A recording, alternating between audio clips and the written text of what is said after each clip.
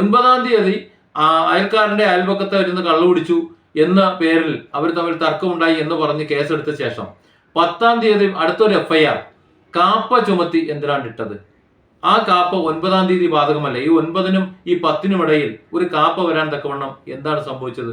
24 മണിക്കൂറിനുള്ളിൽ എന്താണ് സംഭവിച്ചതെന്ന് കൂടി വട്ടിയൂർക്കാവ് പോലീസ് പറയണം. അപ്പോഴാണ് ഇത് അർത്ഥപൂർണ്ണമാകുന്നത്.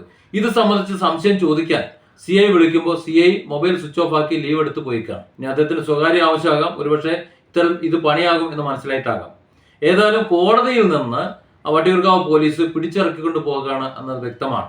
ഇവിടെ സംശയം ജനിപ്പിക്കുന്നത് പിറ്റേന്ന് 10-ാം തീയതി ഇട്ടിട്ടുള്ള കാപ്പ കേസ്, ആ കാപ്പ കേസിൽ അറസ്റ്റ് ചെയ്യണമെന്നുണ്ടെങ്കിൽ സായി കൃഷ്ണ കോടതിയിൽ സൈൻ ചെയ്ത് പുറത്തു വന്നതിന് ശേഷം പുറത്തു വെച്ച് അറസ്റ്റ് ചെയ്യാലോ.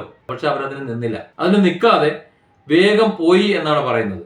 അതിൽ ദുരൂഹമുണ്ട്. സായി കൃഷ്ണനെ അവർ വിട്ടയച്ചിട്ടുണ്ടെങ്കിൽ സായി കൃഷ്ണ എവിടെയാണ്?